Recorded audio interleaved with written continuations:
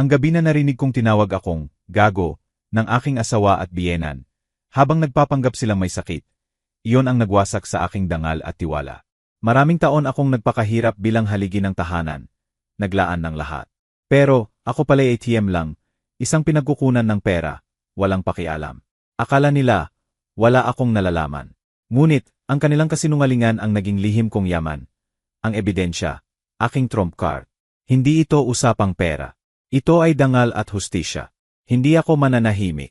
Ituturo ko sa kanila ang leksyon. Kung nakaranas ka ng pagtataksil, i-like, i-share, at kwentuhan mo ako. Saan kayo nanonood? Nagsimula ang lahat isang payak na umaga. Isa sa mga tipikal na araw, kung saan ang araw ay dahan-dahang sumisikat at ang amoy ng bagong lutong kape ay bumabalot sa aming kusina. Gaya ng dati, magkasama kami ng aking asawa, si Aling Elena. Umaga ng Biyernes noon, at mayroon akong nakatakdang trabaho mula sa bahay. Humihigop ako ng mainit na kape. Nagbabasa ng balita sa aking lumang pahayagan. Siya naman, abala sa paghahanda ng almusal. Ang ingay ng paghihimay ng itlog, ang simoy ng pritong sinangag, mga tunog na bahagi na ng aming 15 taong pagsasama. 15 taon na kaming kasal ni Aling Elena. 15 years. Sa loob ng panahong iyon, akala ko, kilala ko na siya ng buong buo. Bawat galaw niya, bawat ngiti, bawat pangarap, maging ang maliliit niyang ugali, tulad ng pagdikit ng kanyang buhok sa likod ng kanyang tainga kapag nag-iisip siya, o ang paraan niya ng pagtawa kapag nanonood kami ng paborito naming teleserye. Akala ko, alam ko ang lahat ng iyon. Ngunit, nagkamali ako. Sobra-sobrang pagkakamali. Ako si Mang Ricardo. 48 taong gulang. Simple lang ang buhay namin. Hindi kami mayaman, pero sapat ang aming kinikita. Nagsusumikap ako sa trabaho, araw-araw, para sa aming kinabukasan. Para sa aming pamilya. Si Aling Elena naman, abala sa pag-aasikaso ng aming tahanan. Siya ang ilaw ng aming bahay, ang nag-ayos ng lahat, ang nagbibigay ng ginhawa pag-uwi ko. Para sa akin, kami ang perpektong mag-asawa. Isang pamilyang buo, nagmamahalan. Walang anumang lihim. O, ganoon ang akala ko. Ngunit, biglang nagbago ang lahat ng umagang iyon. Pumasok si Aling Elena sa kusina. Hawak niya ang kanyang lumang telepono. Isang modelong matagal na niyang ginagamit. Ang mukha niya, maputlang maputla. Ang mga mata niya, tila gulantang. Naglalabas ng takot. Kinabahan ako. May mali. Ramdam ko. Hindi ito ang normal na umaga. Ricardo, sabi niya. Ang boses niya. Nanginginig. Halos hindi ko na marinig. Tila hirap na hirap magsalita. Ricardo, ang mga magulang ko, sina Nanay Linda at Tatay Ben, malubha ang kalagayan nila. Biglang tumindig ang aking balahibo. Sina Nanay Linda at Tatay Ben. Ang aking mga biyenan. Mababait silang tao. Magalang. Palaging may ngiti sa labi. Napakasarap kausap. Hindi sila kailanman naging pabigat. Masaya silang kasama tuwing Pasko at Bagong Taon. Ang pagdalaw sa kanila tuwing Linggo ay bahagi ng aming tradisyon. Kaya ang balita na masama ang kalagayan nila ay nakakasira ng loob. Hindi ko inaasahan. Tumawag lang si Nanay. Patuloy ni Aling Elena. Huminga siya ng malalim. Tila nahihirapan. Mataas daw ang lagnat ni Tatay.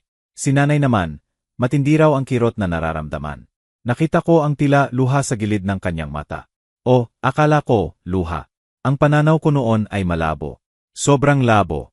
Wala akong duda. Pinaniwalaan ko siya ng buong puso. Kailangan nila ng gamot kaagad, sabi niya. Dali-dali siyang pumunta sa kwarto namin. Nagsimula siyang maghanda. Naglalagay siya ng mga gamit sa bag ng walang ayos. Cellphone, wallet, susi ng sasakyan. Nagmamadali. Ang mga kamay niya, nanginginig ng bahagya. Totoo. Akala ko noon ay totoo ang lahat. Ang kanyang takot, ang kanyang pag-aalala. Naramdaman ko ang sakit sa dibdib ko. Iyong sakit na nararamdaman mo kapag ang taong mahal mo ay naghihirap. Iyong sakit na nararamdaman mo kapag ang kanyang minamahal ay naghihirap. Ang tunay na pagmamalasakit. Iyon ang akala ko. Umalis ka ng panatag ang loob, mahal, sabi ko. Sinubukan kong maging kalmado.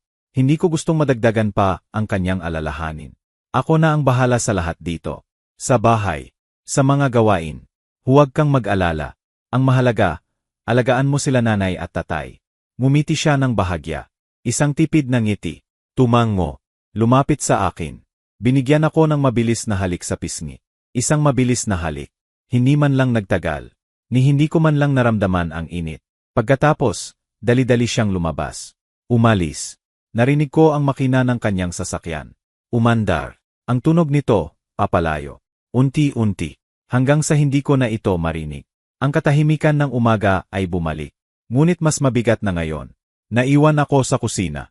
Tahimik. Walang imik. Ang kape ko, hindi pa tapos.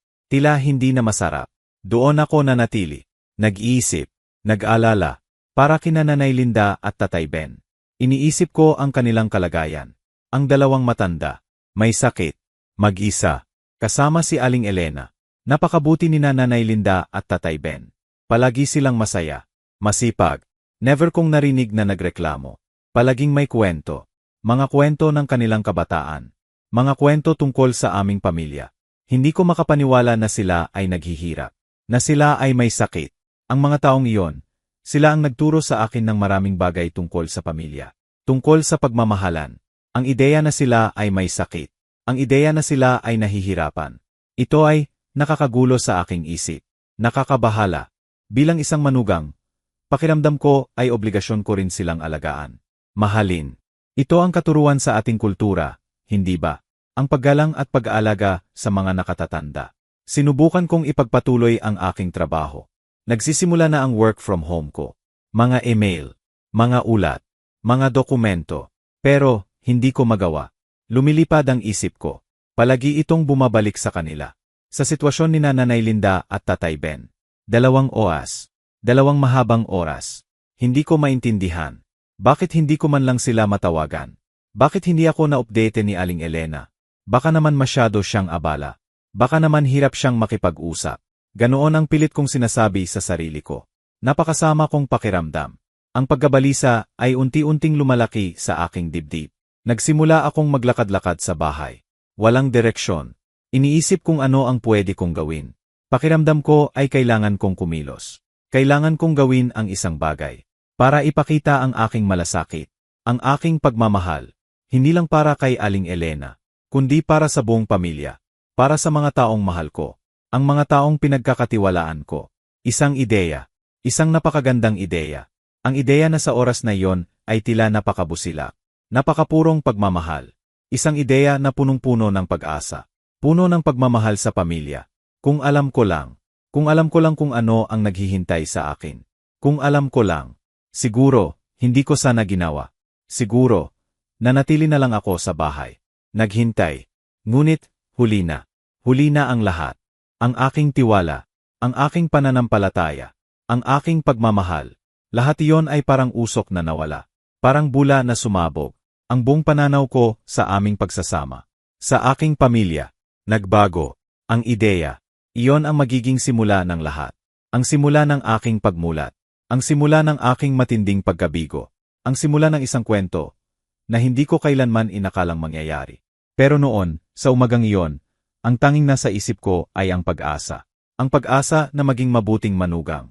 Ang pag-asa na mapagaan ang loob ng aking asawa. Ang pag-asa na gumaling ang aking mga biyenan. Ang pag-asa na ang aming pamilya ay mananatiling matatag. Napakasimpleng pangarap. Napakapayak na hangarin. Ngunit, ang pangarap na yon ay magiging bangungot. Ang hangarin na yon ay magiging sanhi ng aking kalungkutan. At ng aking pagkabigo. Ang aking tiwala. Iyon ang naging pinakamalaking kahinaan ko. Ang aking labis na pagtitiwala. Ang aking pagmamahal. Iyon ang naging sandata nila laban sa akin. Isang sandata na hindi ko nakita. Napakasarap sanang balikan ang panahong iyon. Ang panahong naniniwala pa ako. Ang panahong buo pa ang aking pamilya.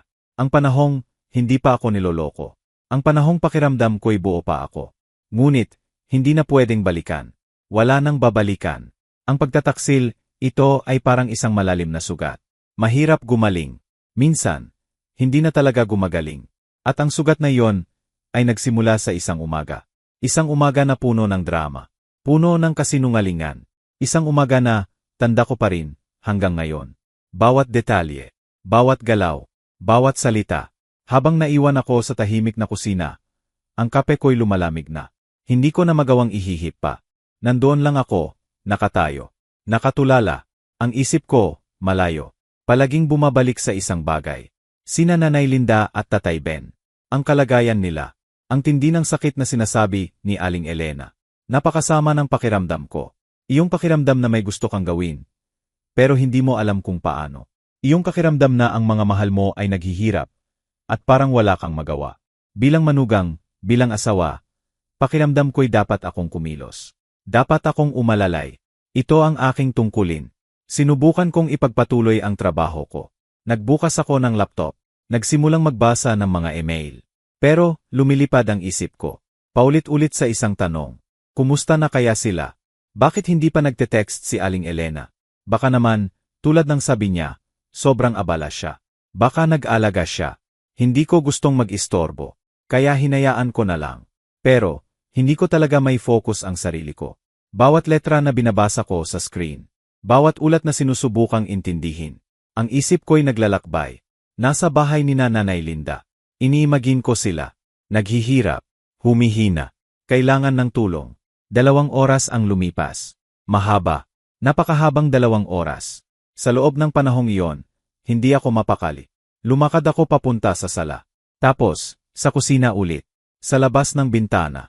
Ang mga ulap, tila nagtatago sa araw. Parang nakikiramay. Bigla. May isang ideya. Isang liwanag. Sa gitna ng aking pagkabalisa. Isang ideya na, sa oras na iyon, ay tila napakaganda. Nagsilbing pag-asa. Magluluto ako, naisip ko. Maghahanda ako ng pagkain para sa kanila. Tama. Iyon ang perpekto. Pagkain. Lutong bahay. Masustansya. Iyong pagkain magbibigay ng ginhawa sa katawan. Sa kaluluwa. Kapag may sakit. Kapag mahina. Iyong pagkain magpaparamdam sa kanila na hindi sila nag-iisa. Na may nagmamahal. May nagmamalasakit. Nagkaroon ako ng bagong sigla. Ang bigat sa dibdib ko. Tila gumaan ng bahagya. Tumayo ako. Dumiretso sa kusina. Binuksan ang ref. Nagsimulang maglano. Ano kaya ang gusto ni Nanay Linda at Tatay Ben? Ang kanilang paborito. Mga pagkaing hindi lang masarap, kundi nakakapagpagaling din. Naisip ko. Sinigang na manok. Mainit. Masarap. Mayaman sa gulay. Malunggay. Sayot. Talong. Ang asim. Ang anghang. Tamang-tama para sa may lagnat. Para sa nanghihina. Para sa gustong lumakas. Sunod. Adobo. Paborito ko rin. Paborito rin nila. Malambot na karn. Baboy. Manok. Ang sarap ng suka at toyo. Ang bawang. Ang paminta. Simple. Pero punong-puno ng lasa. Iyong pagkain pwedeng iluto ng marami. Pwedeng kainin ng ilang araw. Walang sayang. Siyempre. Kanin. Hindi pwedeng mawala ang kanin. Mainit. Bagong saing. Ang bawat butil. Sariwa. Bango. At pandesal. Bagong luto. Malambot. Para sa agahan kinabukasan. O sa merienda. May palaman. O kahit walang palaman. Masarap pa rin. Naging abala ako. Talagang abala. Ginamit ko ang pinakamabigat naming kaldero. Iyong regalo sa amin ni Aling Elena noon. Sa aming kasal. Iyong mga kutsilyo na matalas. Iyong mga sangkap na sariwa. Bumili ako ng gulay. Kan.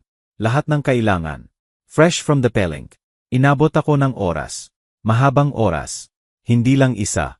Kundi 3 oras. Mahigit pa. Nakatayo ako sa harap ng kalan. Naghahalo. Nagluluto. Umaamoy. Bawat pagdagdag ng pampalasa. Bawat pagtikim. Niluluto ko iyon ng may pagmamahal. May kalinga. Hindi ko alintana ang pagod. Ang init sa kusina. Ang sakit ng likod ko. Wala iyon. Ang tanging nasa isip ko ay ang kanilang ngiti. Ang kanilang pasasalamat. Ang paggaling nila. Iyon lang. Habang nagluluto. Napangiti ako.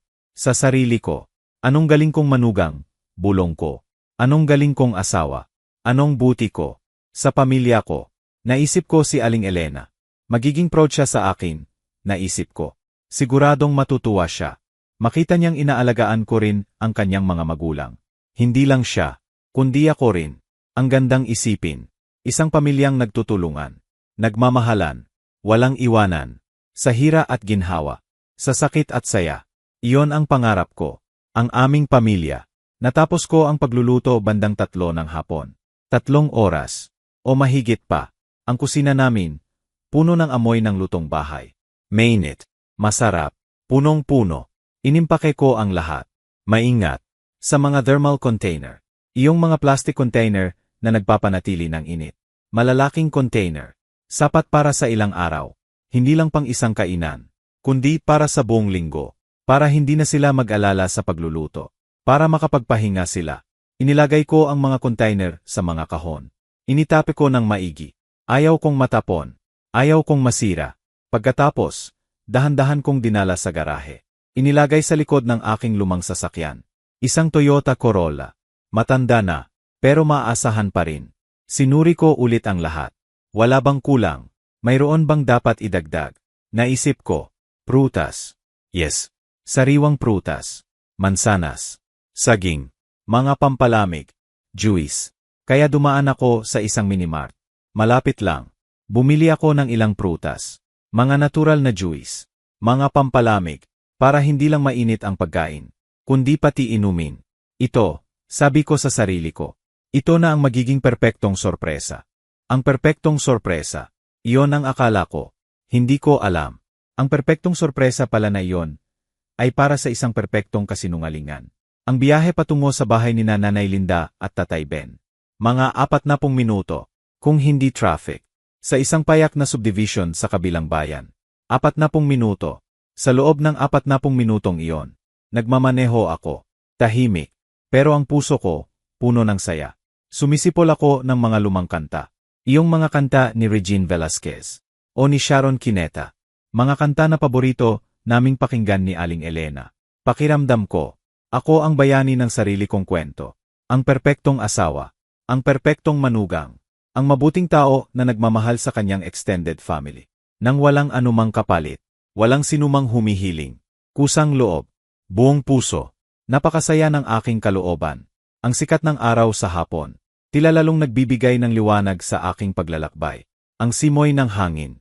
Tila nagsasabi, magaling ka, Ricardo. Magaling ka. O, napakagoko. Kung alam ko lang. Kung alam ko lang ang katotohanan. Kung alam ko lang kung gaano ako katanga noon. Siguro. Hindi ako ganoon kasaya. Siguro. Iyak na lang ako. Pero hindi. Puno ako ng pag-asa. Puno ng tiwala. Puno ng pagmamahal. Isang pagmamahal na akala ko'y totoo. Isang pagmamahal na akala ko'y sinuklian. Ang aking sasakyan, dahan-dahang umusad sa kalsada. Palapit ng palapit. Sa bahay ni Nanay Linda. Sa bahay ng aking mga biyenan. Sa lugar kung saan magsisimula ang lahat. Ang aking perpektong sorpresa. Isang regalo. Ng pagmamahal. Ng malasakit. Ang regalo na magiging sanhi ng aking pagkabigo. Ng aking sakit. Sige. Narito na ako. Buong buo ang aking loob. Buong buo ang aking pagmamahal. Buong buo ang aking tiwala. Hindi ko alam. Ang tiwalang iyon ay malapit ng durugin. Wasakin. Kagaya ng basag na salamin. Hindi na maibabalik. Ang paglalakbay ng pag-asa. Iyan ang tawag ko rito. Ang huling paglalakbay na gagawin ko nang may ganitong kadalisay na intensyon. Ang huling paglalakbay kung saan ang aking puso ay puno ng pagmamahal. At hindi ng sakit. Hindi ng galit. Malapit na akong makarating. Sa bahay na iyon.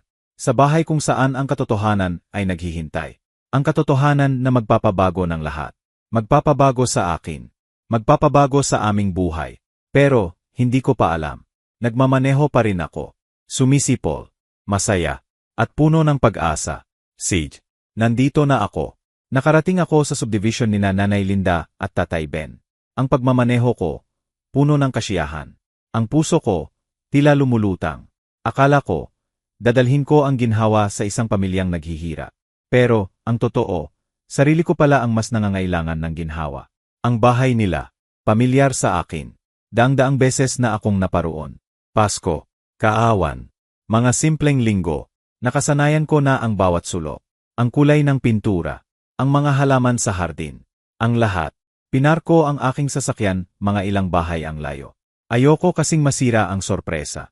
Ayoko na marinig nila ang ingay ng makina. Gusto ko, tahimik akong makapasok. Magulat sila. Sa gulat na may halo ng tuwa.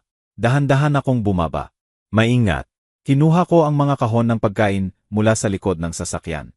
Medyo mabigat. Pero, hindi ko alintana. Ang enerhiya ko. Puno ng pagmamahal.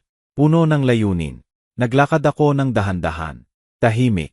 Palapit sa gete ng bahay nila. Ang simoy ng hangin. Presko. Ang mga dahon ng puno. Umaalog. Isang normal na hapon. Ang lahat, tila, ay normal. Nang makalapit ako sa gate, napansin ko. Ang gate, bahagyang nakabukas. Kakaiba.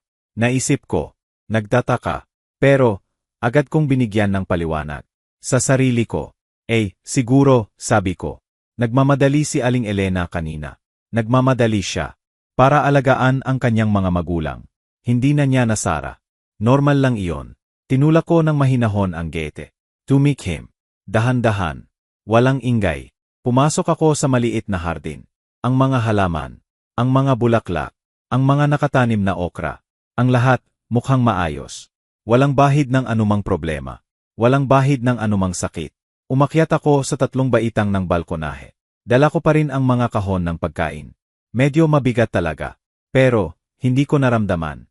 Ang tuwa ko. Ang excitement. Mas matimbang. Narating ko ang pangunahing pinto. Ito rin. Nakabukas ng bahagya. May maliit na siwang. Tila naghihintay sa akin. Perpekto. Bulong ko. Perfecto ito. Naisip ko. Hindi ko na kailangang kumatok. Hindi ko na kailangang mag-doorbell. Hindi ko na kailangang gulatin sila ng malakas. Makakapasok ako ng tahimik. Iwan ko ang mga pagkain sa kusina. Pagkatapos, doon ko sila susurpresahin. Sa sala. Sa kwarto. Kung nasaan man sila. Dahan-dahan kong itinulak ang pinto. Napakadahan-dahan. Ayoko ng ingay. Ayoko ng tunog. Wala. Walang ingay. Walang tunog. Tila naghintay din ang pinto sa aking pagpasok. Pumasok ako sa loob. Sa resibidor. Tahimik. Walang tao. Ang bahay. Tila tahimik. Pero, hindi ito ang tahimik na naririnig mo. Kapag may sakit. Kapag mayroong naghihirap. Hindi. Hindi yon ang tahimik na iyon. Ito ay isang normal na katahimikan. Isang komportableng katahimikan. Iyong katahimikan na naririnig mo sa isang bahay. Kapag walang abala. Kapag payapa. Kapag walang problema. Inilapag ko ang mga kahon sa sahig. Maingat. Dahan-dahan. Ayoko ng ingay. Gusto ko pa ring panatilihin ang sorpresa. Tumayo ako ng tuwid. Inayos ko ang aking likod. Bumuntong hininga. Ngayon na.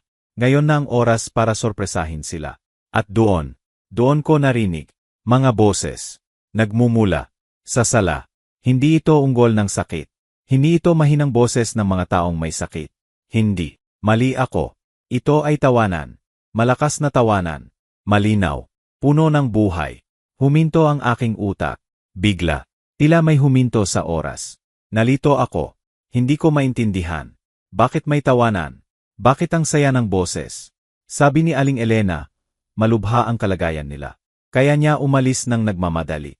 Para magdala ng gamot. Ano ito? Bakit ganito? Sinubukan kong humanap ng paliwanag. Sa utak ko. Siguro, sabi ko sa sarili ko. Gumaling na sila. Siguro mabilis na umepekto ang gamot. Ang gamot na dinala ni Aling Elena. Patuloy ko. Siguro. Pinalala ko lang ang sitwasyon sa isip ko. Siguro hindi naman pala ganoon kalubha. Siguro. Sila ang mga taong nagkakasakit sa umaga. Tapos gumagaling sa hapon. Sinubukan kong paniwalaan ang sarili ko. Pilit. Pinipilit ko. Ayaw kong mag-isip ng masama. Hindi ito. Hindi ito ang inaasahan ko. Dahan-dahan akong naglakad. Palapit sa sala. Nang walang ingay. Kahit ang aking mga hakbang. Tahimik. Sa sahig na kahoy. Ayoko pa ring masira ang sorpresa. Kahit na, sa loob ko, may kakaiba na akong nararamdaman. Ang pagkalito. Unti-unting napapalitan. Ang pagdududa. Ang takot. Ang isang malamig na pakiramdam. Sa aking tiyan. Lumapit ako. Sa entrada ng sala. Sumilip. Dahan-dahan. At ang nakita ko. Iyon. Ang nakita ko. Nagpabilis. Sa akin. Nang ganap. Nagyelo. Sa aking lugar. Parang. May nagpaus. Ang oras. Nandoon sila. Sina Nanay Linda at Tatay Ben. Ang aking mga biyenan. Sabi. May sakit. Sabi. Nasa bingit ng isang malubhang bagay. Sabi. Nangangailangan ng agarang gamot. At pangangalaga. Pero. Hindi sila nakahiga sa kama. Hindi sila maputla. Hindi sila mahina. Hindi sila naghihirap. Nandoon sila. Nakaupo. Sa sofa sa sala. Ganap. Na malusog. Ganap. Na normal. Tumatawa. Tumatawa pa nga sila. May hawak. Na baso ng tea. Si Tatay Ben. May bukas na pahayagan. Sa kanyang hita. Si Nanay Linda, kumakain ng biskwit. Mula sa isang lata. Pareho silang mukhang perpektong maayos. Higit pa sa maayos. Mukha silang nakapahinga. Mukha silang relax. Mukha silang masaya. Ang nakita ko, iyon ang nagpabaliktad sa aking mundo. Iyon ang nagpawasak sa aking tiwala. Iyon ang nagbukas ng aking mga mata. Napakasarap sanang magsinungaling sa sarili ko. Naisip ko, na maghanap pa rin ng paliwanag. Ngunit, wala. Wala na akong makitang paliwanag. Iyon. Ang tawanan na iyon. Ang mga mukha na iyon. Ang iced tea. Ang biskwit.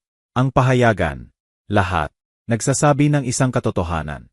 Isang katotohanan na hindi ko kailanman inakala. Hindi ko kailanman gugustuhing marinig. Ang utak ko, nagtatrabaho ng mabilis. Nagsisimulang magdugtong ng mga pangyayari. Mula sa umaga. Mula sa pagmamadali ni Aling Elena. Mula sa kanyang maputlang mukha.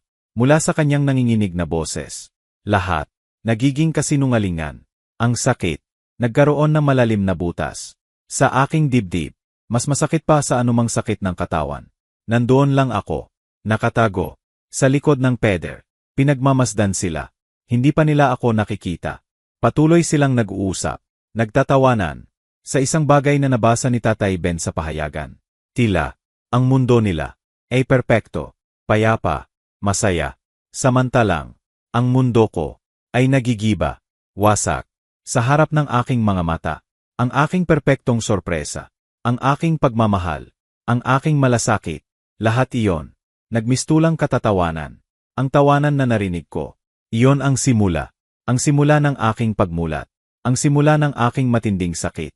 At ang simula ng aking pagtatapos. Hindi na ako ang dating Ricardo. Ang Ricardo na puno ng tiwala. Ang Ricardo na bulag sa katotohanan. Ang Ricardo na iyon ay namatay. Sa oras na iyon. Sa lugar na iyon. Sa harap ng tawanan na iyon. At ang tawanan na iyon. Ang boses ng pagtawa. Iyon ang naging musika. Ng aking pagkabigo. Nandoon lang ako. Nakatayo. Nakatago sa likod ng peder ng resibidor. Ang nakita ko. Iyon. Ang nakita ko ay parang isang suntok. Sa aking tiyan. Sa aking puso. Sina Nanay Linda at Tatay Ben. Ang aking mga biyenan. Sila na di umano'y malubha ang sakit.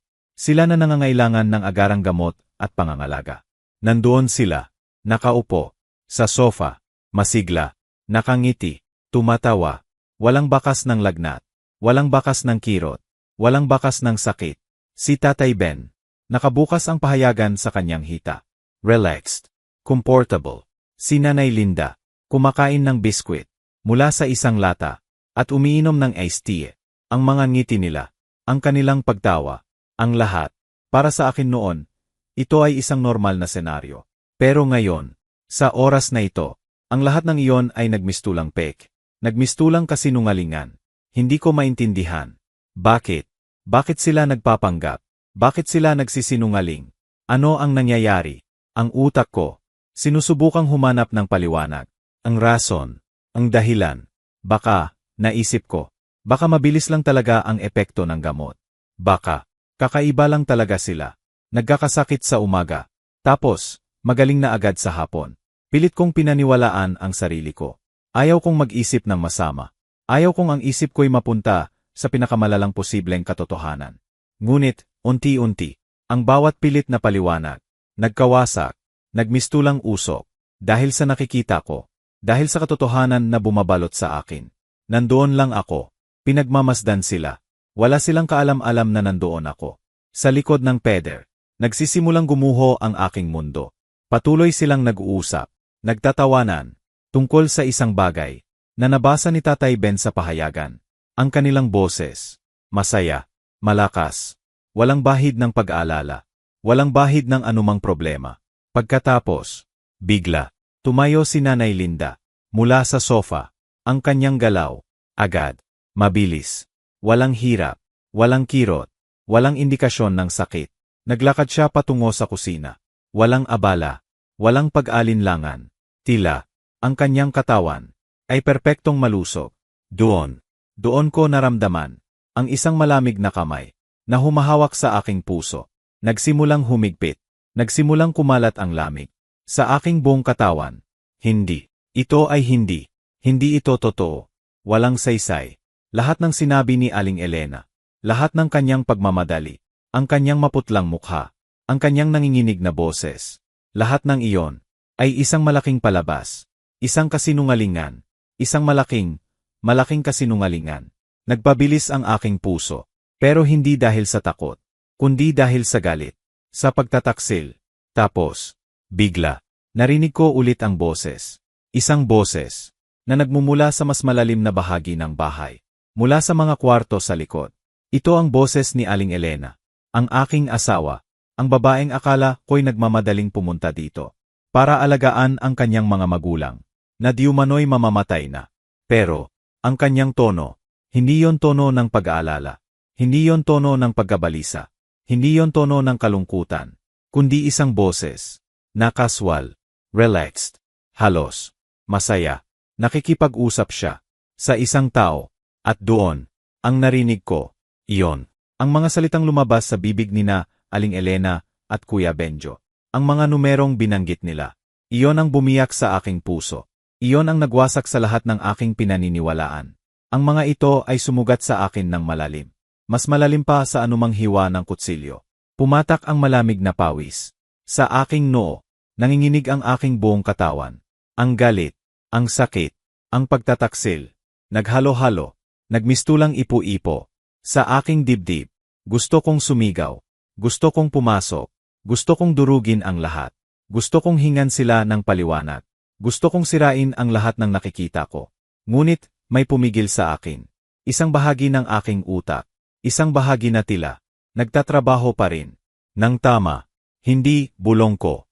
Sa aking sarili. Hindi pa. Hindi pa ngayon. Kung papasok ako. Kung kukumprontahin ko sila ngayon. Babalewalain nila ako. Itatanggi nila ang lahat. Mag-iimbento sila ng mga paliwanag. Gagawin nila akong baliw. Ako, ang magiging masama. Kailangan ko ng patunay. Kailangan ko ng matibay na ebidensya. Kailangan ko ng isang bagay na hindi nila kayang itanggi. Hindi nila kayang baluktutin. Nanginginig ang aking mga kamay. Dahan-dahan kong inilabas ang aking lumang cellphone.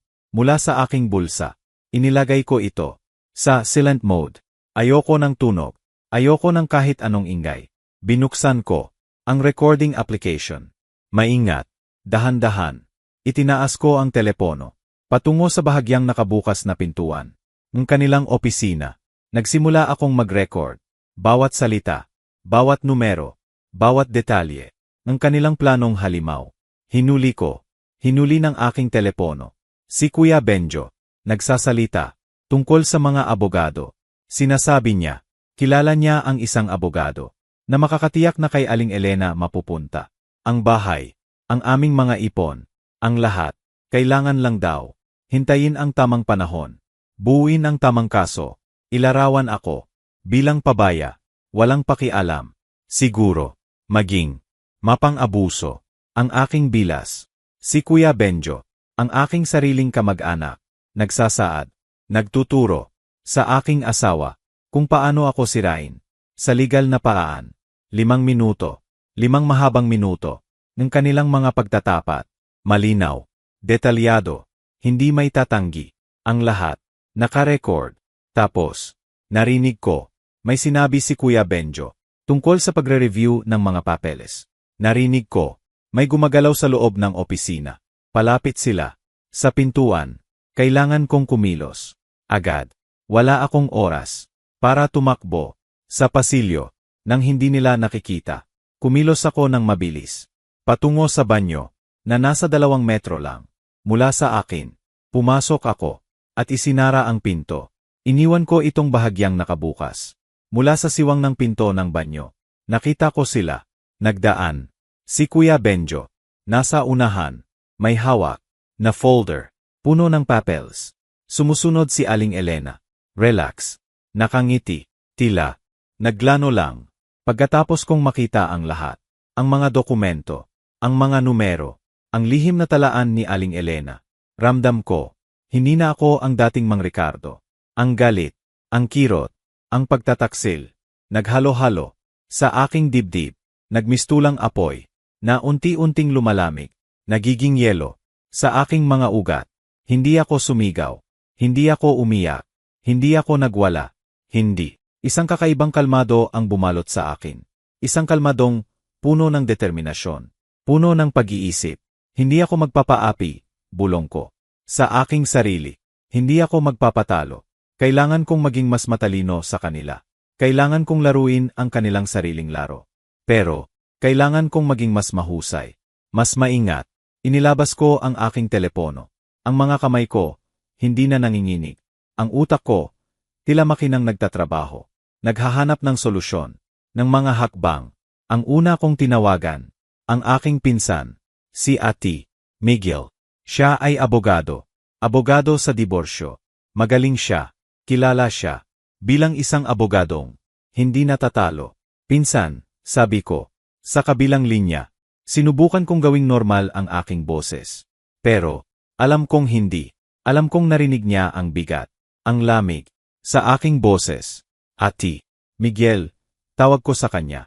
Mas formal. May problema ako. Kailangan kitang makausap. Gayon, kaagad. Importante. Tahimik siya. Sa kabilang linya, siguro. Narinig niya talaga ang pagbabago sa tono ko. Si Ate Miguel, kilala ako. Hindi ako kailanman nagkakaproblema. Hindi ako kailanman nagiging emosyonal. Ricardo, sabi niya, ano bang nangyari? Halika sa opisina ko. Gayon, hintayin kita. Huwag kang mag-alala. Agad. Sabi niya, agad. Hindi siya nagtanong ng marami. Pinagkatiwalaan niya ako. Sa tono pa lang ng boses ko, alam niyang, seryoso ang problema. Pangalawa kong tinawagan. Ang aking accountant, si Emar de la Cruz. Isang seryosong tao. Siya ang nag-asikaso ng aking mga buwis. Sa loob ng maraming taon. Emar de la Cruz, sabi ko. Kailangan ko ng tulong mo. Kailangan ko ng kopya. Ng lahat ng bank statements. Sa loob ng 3 taon. Lahat ng account ko. Maging ang mga joint account namin. Ni Aling Elena. Narinig ko. May bahid ng pagtataka. Sa kanyang boses. Ricardo, may problema ba? Ayos ka lang ba? Ayos lang ako, sagot ko. Ayos lang ako. Pero, kailangan ko ito. Kaagad. Kung pwede. Bukas ng umaga. Sige, sabi niya. Gagawin ko ang lahat. Ihanda ko bukas ng umaga. Tawagan mo na lang ako. Bukas ng umaga. Kailangan ko iyon. Lahat ng ebidensya. Habang nagmamaneho. Pabalik sa aking bahay. Ang aking bahay, na malapit ng subukan ni Aling Elena na kunin. Nagtatrabaho ang utak ko. Sa strategic mode, hindi ako maaring. Basta na lang, umalma, o kumprontahin siya. Iyon ay magiging emosyonal. Reaksyon, madali niyang mahuhulaan. May mga plano sila. Para sa ganoong senaryo, hindi. Kailangan kong maging mas matalino. Habang nasa biyahe, nakatanggap ako ng mensahe. Mula kay Aling Elena.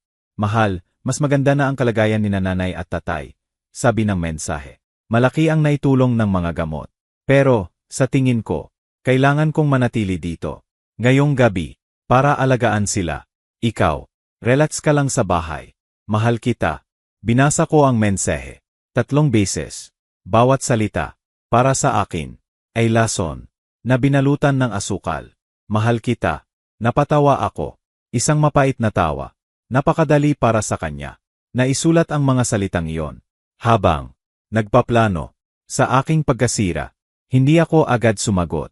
Kailangan kong umakto ng normal. Kailangan kong panatilihin ang pagpapanggap. Gaya ng ginagawa niya. Naghintay ako ang 10 minuto. Tapos, nagsimula akong mag-type. CJ, mahal ko. Alagaan mo silang mabuti. Sabihin mo lang kung kailangan mo ng anumang bagay. Okay lang ako dito. Magpahinga ka. Nagdagdag pa ako. Ng heart emoji. Halos masuka ako. Habang isinesend. Pero, kailangan. Sobrang kailangan. Dumating ako sa opisina ni Ate Miguel. Isang corporate building. Sa gitna ng syudad. Umakyat ako. Sa ika-12 palapag. Naghihintay siya sa akin. Sa kanyang pribadong opisina. Isang espasyo. Na may salaming peder. At tanaw ang buong syudad. Nag-alok siya. Ngkap. Tumanggi ako. Naupo ako. Sa harap ng kanyang mesa. Tiningnan ako ni Ate Miguel. May ganoong ekspresyon. Ang mga abogado. Kapag alam nilang, may maririnig silang seryoso. Kwentuhan mo ako, Ricardo, sabi niya. Simple lang. At ikinuwento ko sa kanya. Lahat. Bawat detalye. Bawat salita. na narinig ko, bawat dokumento, na nakunan ko ng litrato. Inilabas ko ang aking telepono, at ipinakita sa kanya, ang mga audio recording. Pinakinggan namin, ang pag-uusap, Nina Aling Elena at Kuya Benjo. Tahimik na nakinig si Ate Miguel, ang kanyang mga mata, lumaki, sa bawat revelasyon. Nang matapos ang recording, sumandal si Ate Miguel, sa kanyang upuan. Sumipol ng mahina. Ricardo, sabi niya, ito ay ginto. Sa legal na usapan, mayroon kang ebidensya, na hindi matatawaran. Ng pandaraya, sa kasal, pagtatago ng ari-arian, pagsasabwatan, para makagawa ng pandaraya. Hindi lang ito diborsyo, patuloy niya. Ito ay maaring magkaroon ng mga epekto na kriminal. Para sa kanya, tiningnan niya ako, direkta, sa aking mga mata. Ngunit, kailangan kong malaman, ng buong katapatan, gusto mo ba siyang sirain? O gusto mo lang protektahan ang sarili mo? Nagulat ako. Sa tanong, nag-isip ako. Sandali. Ang galit, nandoon pa rin, kumukulo, sa ilalim. Ngunit, may lumabas, na mas malakas. Ang survival instinct. Gusto kong bawiin ang akin, sabi ko. Sa wakas, gusto kong harapin niya ang mga kahihinatnan. Gusto ko ng hustisya. Pero higit sa lahat, gusto kong lumabas dito, ng buo, ang aking dangal, at ang aking kayamanan. Tumango si Ate Miguel. Mabuti. Dahil kung tama ang laro mo, magagawa mo ang lahat ng iyan. Kumuha siya ng notebook, at nagsimulang magsulat. Una, sabi niya, hindi mo siya pwedeng kumprontahin pa. Huwag mong iparamdam, na may nalalaman ka. Bawat araw, na aakto kang normal, ay isang araw pa, na magkakamali siya, makakagawa pa ng ebidensya. Pangalawa, patuloy niya, kailangan nating i-freeze ang lahat ng joint accounts, kaagad. Pero, nang hindi mukhang kahina-hinala, paano natin gagawin yon? Tanong ko. Ngumiti si Ate Miguel. Madali.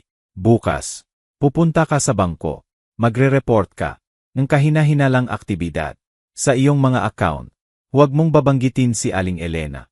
Sabihin mo, may napansin kang kakaibang galaw, posibleng external fraud. Ipi-freeze ng bangko ang mga account, pansamantala, habang iniimbestigahan. Ito ang pipigil sa mga transfer nang hindi na alerto si Aling Elena na nadiskubre mo siya. Ipinaliwanag niya ang plano. Kailangan nating kumuha ng pribadong investigador, isang taong magdodokumento ng lahat ang mga galaw ni Aling Elena. Ang kanyang mga pagtatagpo kay Kuya Benjo, anumang iba pang account o ari-arian na hindi pa natin nadiskubre. Kailangan din nating seguruhin ang lahat ng personal mong gamit, mga importanteng dokumento, anumang bagay na may sentimental value. Kung sakaling maghinala siya, baka subukan niyang sirain ang ebidensya o kuhanin ang iyong mga gamit. Dahil sa galit, tumango ako habang sinasalo. Bawat salita, ang utak ko, gumagana, ng buong bilis. Gayon, ang emosyon, ay nasa likuran. Ito ay purong estratehiya. Lihim na digmaan. Gumawa si Ate Miguel ng ilang tawag. Habang nandoon ako, kinontak niya ang isang investigador, nagngangalang Aling Cristina, isa sa mga pinakamagaling. Ayon sa kanya, makakapagsimula si Aling Cristina. Bukas ng umaga, kailangan din nating ihanda ang demanda sa diborsyo, patuloy ni Ate Miguel. Pero, ikaw, ang unang magsasampa. Bago pa magawa niya ang kanyang plano, ang elemento ng sorpresa ay mahalaga. Naniniwala siya na mayroon pa siyang 6 na buwan para patuloy na nakawin ang iyong pera. Kailangan nating putulin ang panahong iyon sa loob ng 2 linggo. Maximum, handa na tayo para umatek. 2 linggo, 14 na araw, ng pag-aakto, na parang walang nangyari. 14 na araw, ng paghalik sa aking asawa. Alam kong, pinagtataksilan niya ako. 14 na araw, ng pagngiti, habang, sa loob ko, ang lahat, ay nasusunog. Kaya ko, sabi ko, tiningnan ako ni Ate Miguel, may bahid ng respeto. Alam kong kaya mo. Nakita ko na, ang mga lalaki, na gumuho, sa mas mababa pa, may bakal ka sa iyong gulugod. Umalis ako sa kanyang opisina. May malinaw na plano. Isang malinaw na ruta, patungo sa hustisya. Ngunit, mayroon ding malaking bigat sa aking dibdib, dahil isang bagay, ang malaman, na pinagtaksilan ka, at isa namang bagay, ang ipagpatuloy ang pamumuhay sa kasinungalingan. Araw-araw, habang inihahanda mo ang iyong kontra-atake, ito ay magiging ang pinakamahirap na pagganap ng aking buhay. Umuwi ako, bandang 7:00 ng gabi. Ang bahay, walang tao, tahimik. Lumakad ako sa mga kwarto, tila sa unang pagkakataon, ang sala, kung saan kami nanonood ng maraming pelikula, magkasama, ang kusina, kung saan kami naghahanda ng almusal, tuwing linggo, ang kwarto, kung saan kami natutulog ng 15 taon, lahat, nadungisan na ngayon, lahat, may bahid, ng pagtataksil. Pumunta ako sa aming shared closet. Binuksan ko ang bahagi ni Aling Elena, ang kanyang mga damit, maayos na nakasabit, ang kanyang mga sapatos, nakaayos sa ilalim. Hinahanap ko, maingat, nang hindi ko ginagalaw, ang anumang bagay, sa isang kahon ng sapatos, na akala niya'y, hindi ko kailanman susuriin. Nahanap ko, mas maraming papels, mga resibo, ng mga pinamili, na hindi ko kailanman nakita, mga alahas, na hindi ko kailanman nakitang suot niya. At, isang pangalawang cellphone, na hindi ko alam. Binuksan ko, may access code. Sinubukan ko, ang aming anibersaryo. Hindi gumana. Sinubukan ko, ang kanyang kaawan. Hindi rin. Pagkatapos, sinubukan ko, ang kaarawan ni Kuya Benjo. Nag-unlock, ang telepono, ang tiyan ko, lumamig, ang code, ng kanyang lihim na telepono, ay ang kaawan ng kanyang kapatid. Pumasok ako sa mga mensahe. May malaking pag-uusap niya kay Kuya Benjo. Ilang buwan ng mensahe. Binasa ko, bawat isa, mas masama, kaysa sa nauna. Pinagtatawanan nila ako. Palagi, tinatawag akong, ang ATM, ang buro di karga, ang tangang mapakinabangan. Nagpaplano, sila, na bumili ng bahay, magkasama, sa tabing dagat, kapag sapat na ang pera nila. Mula sa akin, may mga mensahe tungkol sa kung paano nagpapanggap si Aling Elena na may sakit ng ulo para maiwasan ang pakikipag-intimacy sa akin, tungkol sa kung paano binibilang niya ang mga araw hanggang sa nagsimula na ako ang lihim na digmaan. Iyan ang tawag ko sa loob ko. Hindi ako papayag na basta na lang ako iwan, wasak. Maaga akong gumising. Kinabukasan, 6:00 ng umaga, nag-shower, nagbihis. Ang suot ko, ang aking pinakamagandang barong. Kailangan kong magmukhang matibay. Hindi ang gago na akala nila. Nagkape lang ako. Wala akong gana para kumain. Ang mga numero, ang mga salita, ang mga larawan sa aking telepono. Ang lahat, ito ay bumabalot sa aking isip. 8:00 ng umaga, nasa pintuan na ako ng bangko. Naghihintay na magbukas sila. Pagbukas ng mga roll-up, pumasok ako. Agad akong nagtanong, makakausap ko ba ang manager? Isang babaeng nagngangalang MS Reyes, ang humarap sa akin. Sa kanyang pribadong opisina, may mga folder. Sa kanyang mesa, Ginoong Ricardo, sabi niya, may ngiti. Pero, ang mga mata niya, seryoso. Ano po ang maitutulong namin? Nagsimula akong magpaliwanag, na napansin ko, may kakaibang aktibidad sa aking mga account, mga transaksyon, na hindi ko alam, mga halaga, na hindi ko matandaan. Hindi ko binanggit si Aling Elena. Hindi. Nagsinungaling ako. Para sa akin. Para sa aking plano. Umakto ako.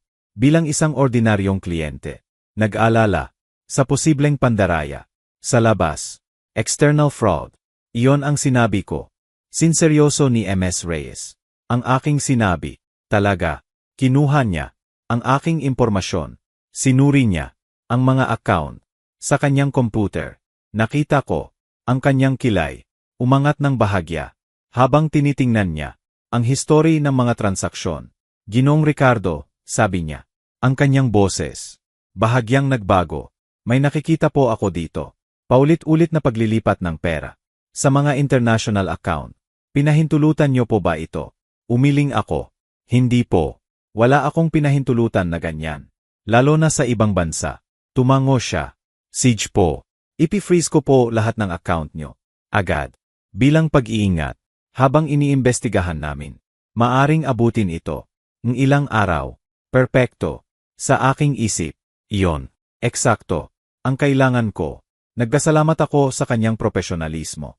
Tiniyak niya sa akin. Nabibigyan nila ako ng update. Umalis ako sa bangko. Pakiramdam ko. May kontrol na ako. Kahit papaano. Ang unang hakbang. Tapos na. Gayon. Si Aling Elena. Kapag subukan niyang mag-transfer. Ang pera. Ngayong linggo. Gaya ng dati. Makikita niya. Na blocked ang accounts. Hindi siya makakakilos. Nang hindi. Naghihinala. Sa sarili niya. Dumiretso ako sa trabaho. May mga meeting. Buong araw. Kailangan kong panatilihing normal. Ang aking routine. Walang dapat. Magbago. Walang dapat. Ipakita. Na may alam ako. Sa mga meeting. Pinilit kong mag-concentrate. Ang mga numero. Ang mga ulat. Ang mga proyekto. Kailangan ng aking atensyon. Pero. Ang isip ko. Lumilipad pa rin. Kay Aling Elena. Kay Kuya Benjo. Sa kanilang planong halimaw. Tanghali. Nakatanggap ako ng mensahe. Mula kay Aling Cristina. Ang pribadong investigador. Na kinuha ni Ate Miguel. Sabi niya. Nagsimula na siya. Sa kanyang trabaho. Binabantayan niya. Ang bahay ni Nanay Linda. Nagpadala siya ng laawan. Sa akin. Nakita ko. Si Aling Elena. At si Kuya Benjo. Lumalabas. Sa bahay. Magkasama. Sumasakay sa sasakyan ni Kuya Benjo. Pareho silang. Nakangiti. Mukha silang relax. Mukha silang kumpiyansa. Wala silang kaalam-alam. Na may nagmamasid sa kanila. Wala silang kaalam-alam. Na ang gago ay gising na. Bigla. Nagring. Ang aking telepono. Si Aling Elena. Huminga ako ng malalim. Bago ko sinagot. Mahal, good morning. Ang boses niya. Tila pagod. Good morning, Elena, sagot ko. Pasensya na. Hindi ako natawag kanina. Mahaba ang gabi. Kay nanay at tatay. Kumusta ka? Okay lang ako, sagot ko. Trabaho lang. Gaya ng dati. Kayo. Kumusta na? Bumuntong hininga siya. Dramatiko. Mas maganda na. Pero, mabagal pa rin.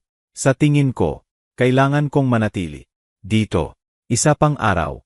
Okay lang, mahal, sabi ko. Nang may peking pag-unawa. Magpahinga ka. Kung anuman ang kailangan mo.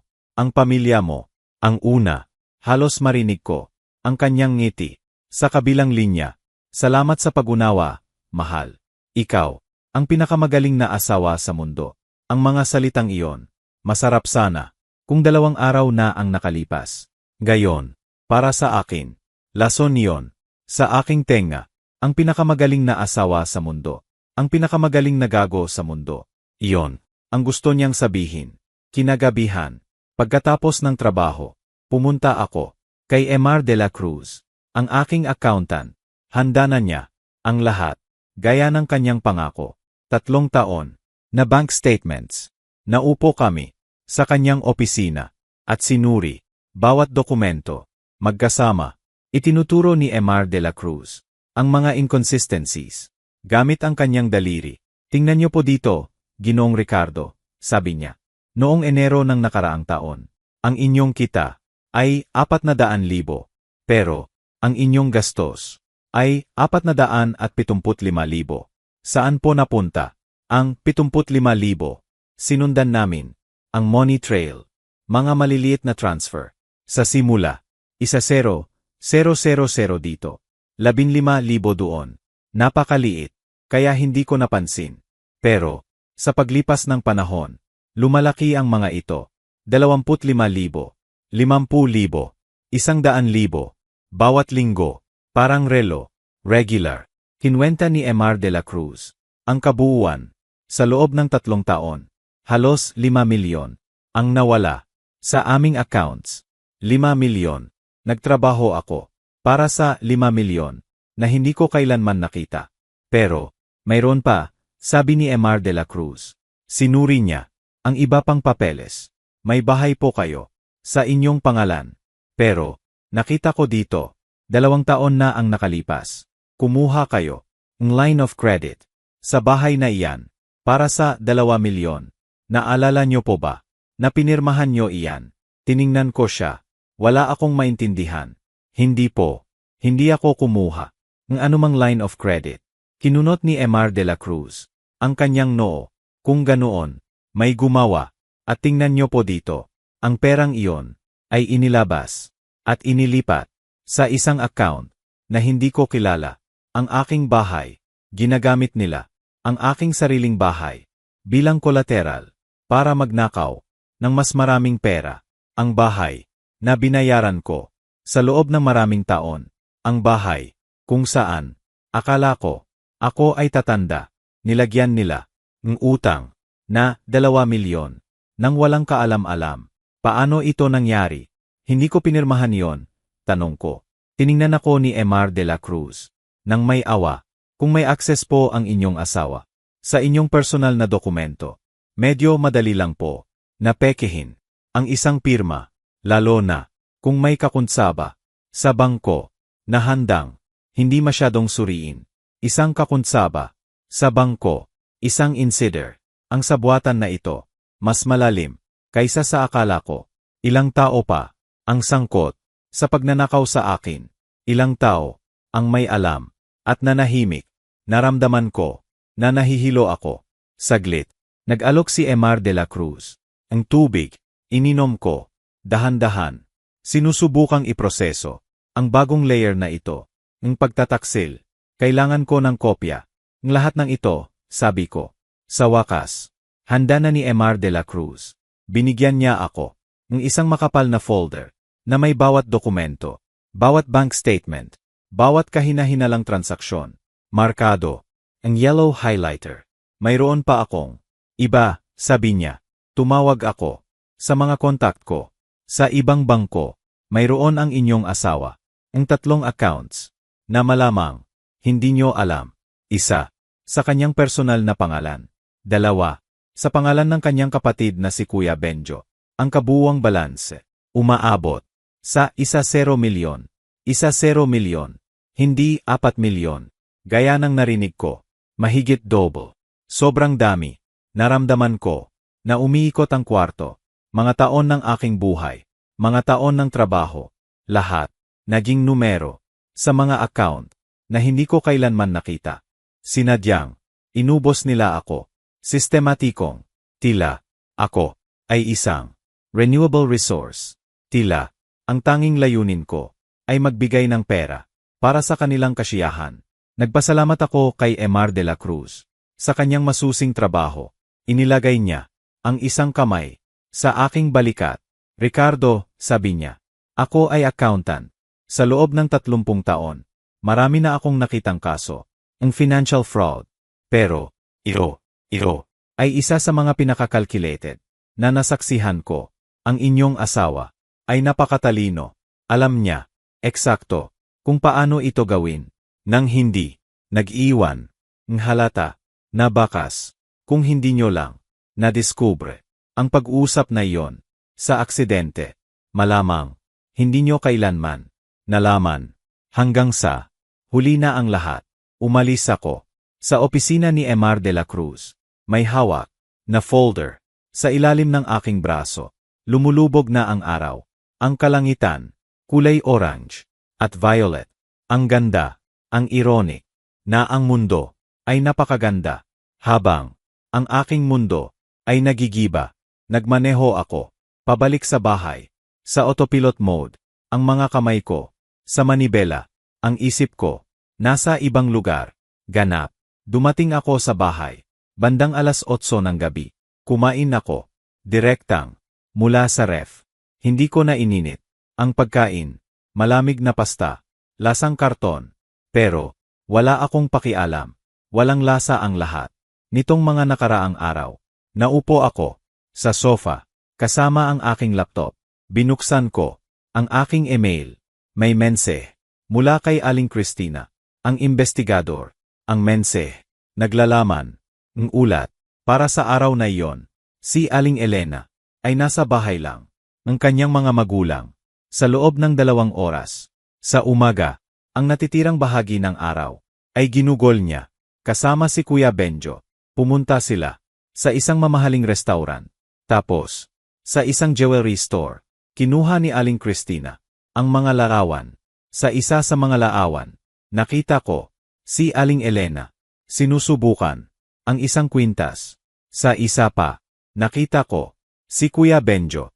Nagbabayad gamit ang kanyang card.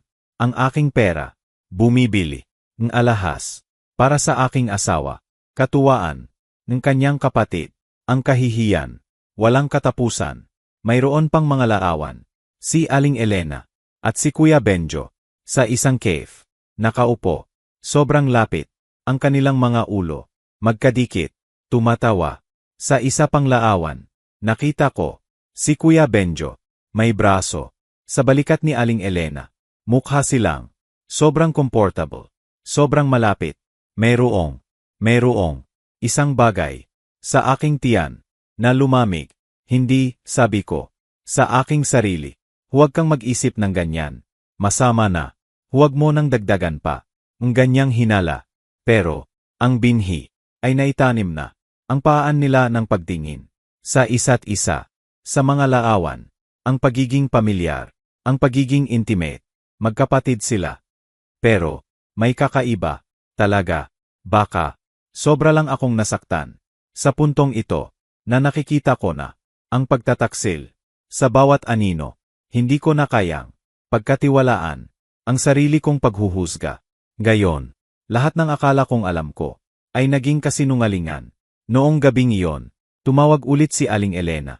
Sabi niya, babalik siya bukas ng hapon, na ang kanyang mga magulang ay sa wakas stabil na miss na niya ako, na gusto na niyang umuwi sa akin.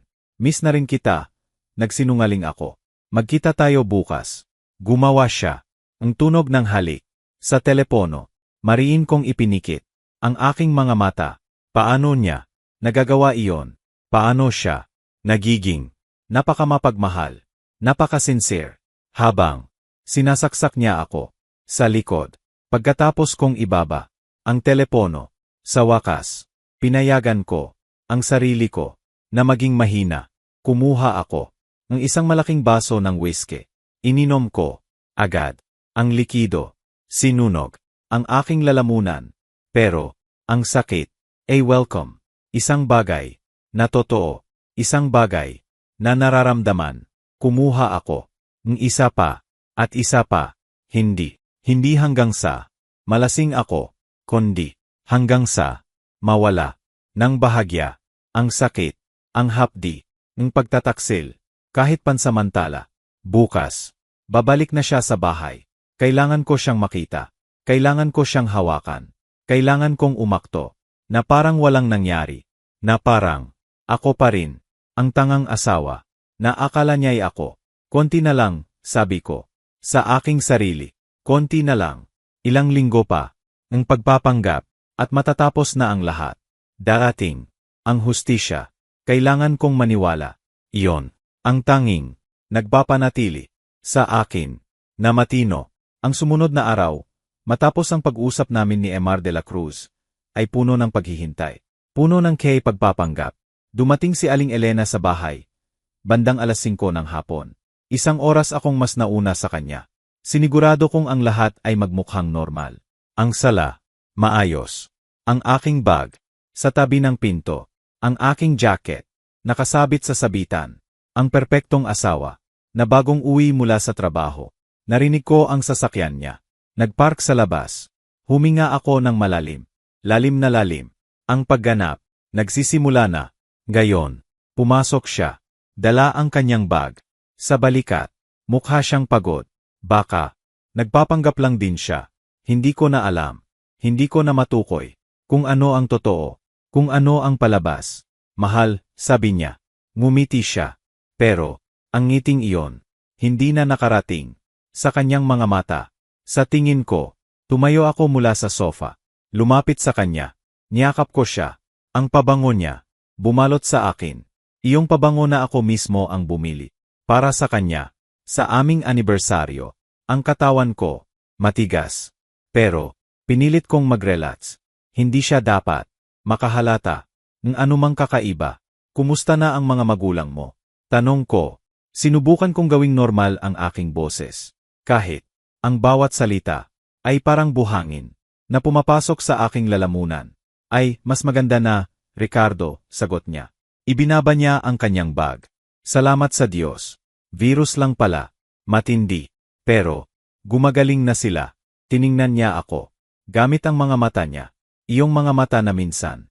Nagparamdam sa akin. Ang pagmamahal. Ang pagiging buo. Salamat sa pagiging. Napakaunawa, Ricardo, sabi niya. Hindi lahat ng asawa ay ganoon. Kamo. Ngumiti ako. Pinilit kong ang ngiting iyon ay umabot sa aking mga mata. Para saan pa? Hindi ba? Para suportahan ang isa't isa. Ang gabi na iyon, nag-dinner kami. Magkasama. Nagluto siya. Ng pasta. Ang paborito kong ulam. Habang kumakain, nagkwento siya ng mahabang kwento tungkol sa sakit ng kanyang mga magulang, mga sintomas na inimbento, mga krisis na inimagin, mga himalang paggaling. Ang bawat salita, puro fiction, puro kasinungalingan. Pero, sinabi niya, ng buong conviction, nakakamangha talaga ang kanyang kakayahan na magsinungaling ng walang bahid, ng pagkakasala, mga taon ng pagsasanay. Siguro. Kumusta naman ang linggo mo sa trabaho? Tanong niya. Kinuwentuhan ko siya ng mga generic na bagay, mga meeting, mga report, mga proyekto, walang importante. Tumango siya, tila interesado. Ngunit, alam ko ang totoo, wala siyang pakialam sa aking trabaho, maliban sa perang nagagawa ko. Ako, ang kanyang personal na ATM, ang kanyang buro di karga. Iyon ang mga salita niya sa mga mensahe nila ni Kuya Benjo. Pagkatapos ng hapunan, naupo kami, manood ng tea. Sumiksik siya sa tabi ko, sa sofa, ang kanyang ulo nasa aking balikat. Noong araw, ang ganito ay pupuno sa akin, ang init, ang pagmamahal. Gayon, nandidiri ako, pero hinayaan ko siyang manatili doon. Ipinatong ko pa ang braso ko sa kanya, ang mapagmahal na asawa, ang tangang mapagtiwala. Kailangan ko siyang paniwalain na walang nagbago. Ang mga sumunod na araw, para sa akin, ay purong pahirap. Bawat umaga, gumising sa tabi niya. Bawat gabi, kumain kasama siya. Bawat sandali, magpanggap na ayos lang ang lahat. Samantala, sa ilalim ng lahat ng iyon, ang makinarya ng batas ay umaandar. Nagtatrabaho si Ate Miguel sa mga dokumento ng diborsyo. Si Aling Cristina, ang investigador, patuloy na kumukuha ng ebidensya. Si Emar de la Cruz, inaayos ang lahat ng impormasyon sa pananalapi. Ang mga piyesa, kumikilos ng tahimik. Isang gabi, 5 araw, matapos bumalik si Aling Elena, nakahiga kami sa kama. Nilapitan niya ako. Sinubukang simulan ang aming pagiging intimate. Dahan-dahan akong lumayo.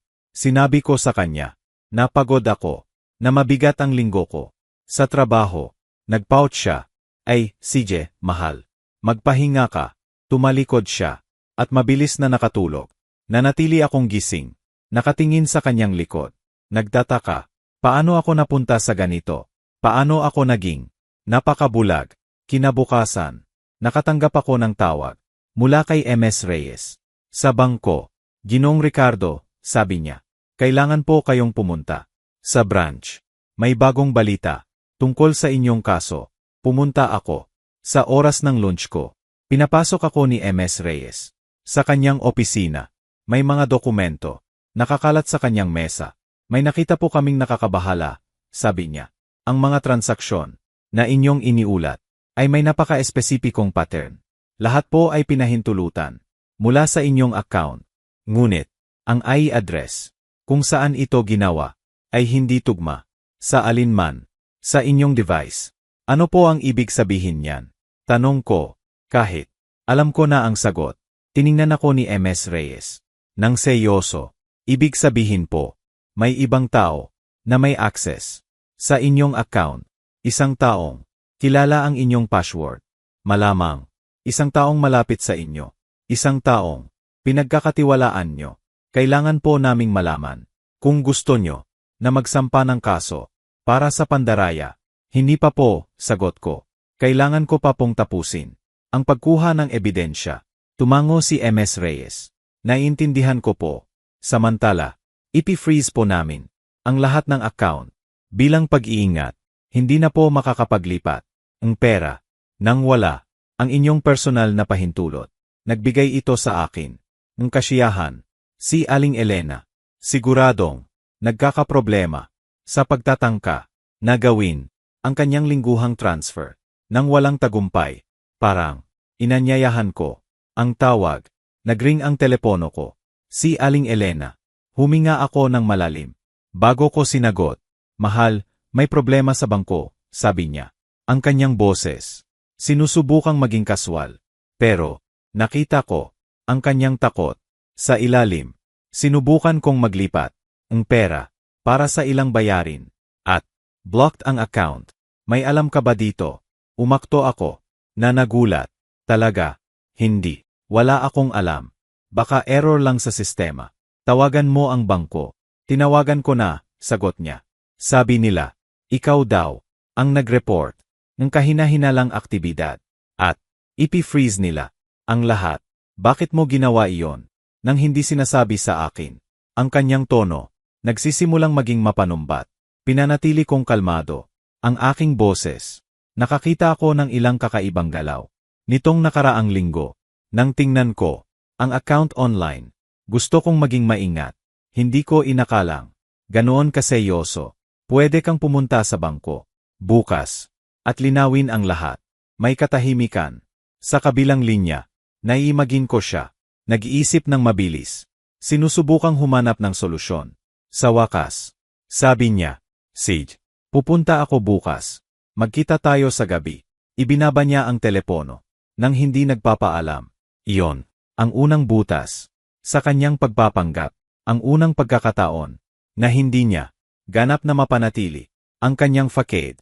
Kinagabihan, umuwi siya nang mas huli sa normal. Sabi niya, mayroon siyang ilang pinuntahan. Mukha siyang balisa. Nag-alala. Sa hapunan, tahimik lang siya. Umakto ako na parang wala akong napapansing kakaiba. Nagtanong ako tungkol sa araw niya. Sumagot siya ng mga monosyllable. Pagkatapos ng hapunan, nagkulong siya sa banyo ng matagal. Narinig ko ang kanyang boses. Bumubulong. Nakikipag-usap siya sa isang tao. Malamang kay Kuya Benjo. Kinabukasan, nagpadala si Aling Cristina ng mga bagong larawan. Pumunta si Aling Elena para makipagkita kay Kuya Benjo sa isang pampublikong parking lot. Ipinapakita sa mga larawan na nasa loob sila ng sasakyan ni Kuya Benjo. Nag-uusap ng matindi. Sa isang larawan, nakita ko si Aling Elena. Hawak ang kanyang ulo. Mukha siyang stressed. Sa isa pa, si Kuya Benjo. May diin sa kanyang mga kilos. Nagkakaproblema sila. Ang kanilang perpektong plano. Nagkawasak at hindi nila maintindihan kung bakit. Tinawagan ako ni Ate Miguel. Kinagabihan. Ricardo, sabi niya. Oras na. May sapat na tayong ebidensya. Handa na ang mga dokumento. Maari na nating i-file ang diborsyo. Bukas. Kung gusto mo, bumilis ang tibok ng puso ko. Gaano kabilis? Sagot ko, gawin natin. Hindi ko na kayang ipagpatuloy ang pagpapanggap na ito. Bawat araw, mas mahirap. Perpekto, sabi ni Ate Miguel. Bukas ng umaga, pupunta tayo sa korte. Ihahain natin ang lahat. Sa tanghali, maipaalam na sa kanya. Magugulat siya. Hindi niya alam kung saan siya tinamaan. Isang bagay pa, Ricardo, patuloy niya. Kapag naipaalam na sa kanya, huwag kang magiging nasa bahay. Pumunta ka sa hotel o sa bahay ng isang kaibigan. Ang mga unang oras, pagkatapos ng notification, ay hindi mahuhulaan. Maaring mag-react siya ng masama. Naiintindihan ko, sagot ko. Salamat, Ate Miguel, sa lahat. Dahan-dahang tumawa si Ate Miguel. Huwag mo pa akong pasalamatan. Nagsisimula pa lang ito. Pero, nangangako ako. Mananalo tayo. Ibinaba namin ang telepono. Nandoon lang ako. Nakaupo. Sa aking sasakyan. Sa parking lot ng opisina. Bukas. Bukas. Magbabago ang lahat. Bukas. Ang lihim na digmaan ay magiging bukas na digmaan. Ang huling gabing iyon. Sa bahay. Surreal. Si Aling Elena. Nakabawi ng kanyang composure. Nagluto siya ng masarap na hapunan. Inihaw na manok na may gulay. Ang paborito kong pagkain. Ekstra siyang mapagmahal. Ekstra siyang maasikaso. Siguro, sinusubukan niya akong lambingin. Panatilihing tiwala.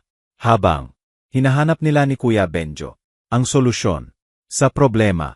Sa bangko. Mahal kita, sabi niya. Habang naghuhugas kami ng plato, magkasama, sinabi niya.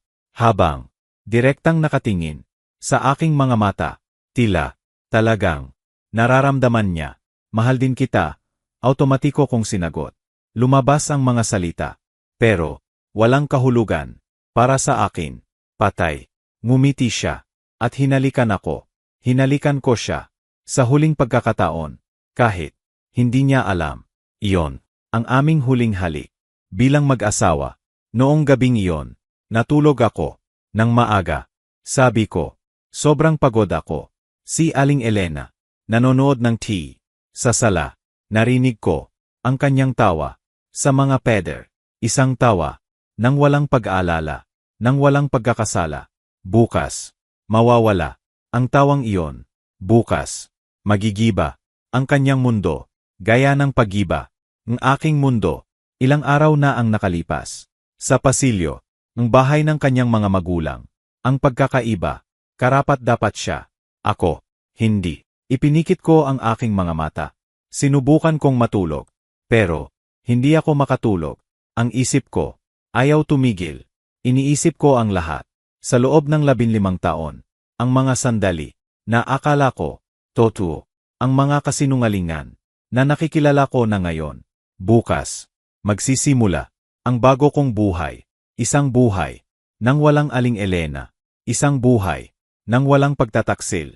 Isang buhay kung saan makakapagtiwala. Muli. Darating iyon. Balang araw. Sa wakas. Nakatulog ako. Sa pagod. At sa bigat. Ng lahat. Nagising ako. 5:00 ng umaga. Maaga pa. Madilim pa sa labas. Si Aling Elena. Mahimbing pa ang tulog. Sa aking tabi. Tiningnan ko siya. Sandali. Ang kanyang mukha. Tahimik. Walang bahid ng pag-aalala. Halos inosente. Sa kanyang pagtulog. Napakadali para sa kanya. Ang matulog ng walang pagsisisi.